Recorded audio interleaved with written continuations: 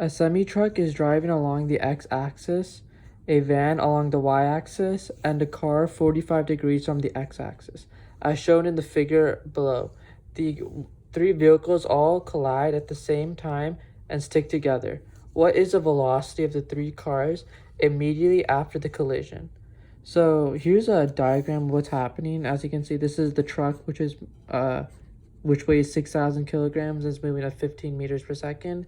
Here's the van going downwards along the y-axis, and then here is the car, which is moving 45 degrees from the x-axis. And here's like a graph representing what's also happening. The truck going along the x-axis, the van going along the y-axis, and the car going along 45 degrees from the x-axis.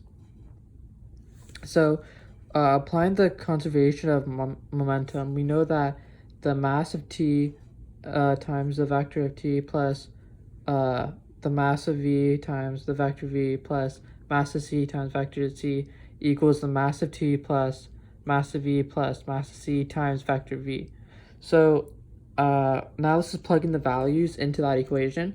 So let's just first go work with the first part of it. So mtvt plus mvv plus mcvc. So that would be 6,000 kilograms. As you can see, the mass for the truck was 6,000 kilograms. So it'll be 6,000 kilograms times 15, because that's the velocity. I plus 2,000 for the mass of the van. 2,000 kilograms times 15 again for the velocity, times minus j, plus 1,500. So v of c equals 20 cosine the degree plus 20 cosine the degree, right? So we know that the degree is 45 degrees. So then it would be 20 cosine 45 times negative I plus 20 sine 45.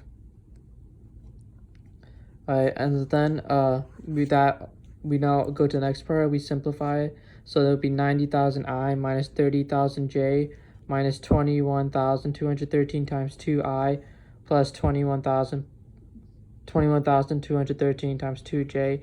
And then we just plug in the values from the right hand side. So mv plus mt plus mv plus mc. So it'll be 6,000 plus 2,500, 2,000 plus 1,500, which gets you 3,500. So 6,000 plus 3,500 j. And then v, that's a v, my bad. That's a v, vector v.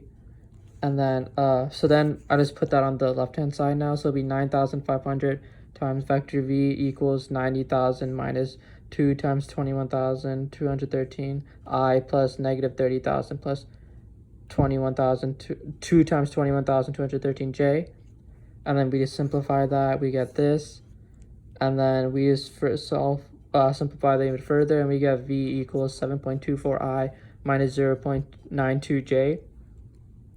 So then just to simplify the magnitude of the velocity of the vector we just got here, 7.24 I minus 0.92 j, we just square it, then we find the square root of it, of the sums of the two numbers. So it'll be square root of 7.24 squared plus 0.92 squared, and that'll get you 7.3 meters per second. So that'll be the magnitude of velocity, and then the direction will simply be the j over I.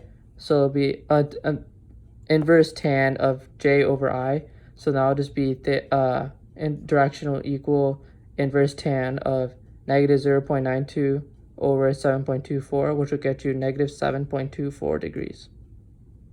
So the magnitude of the velocity will be 7.3 meters per second, and the direction will be negative 7.24 degrees.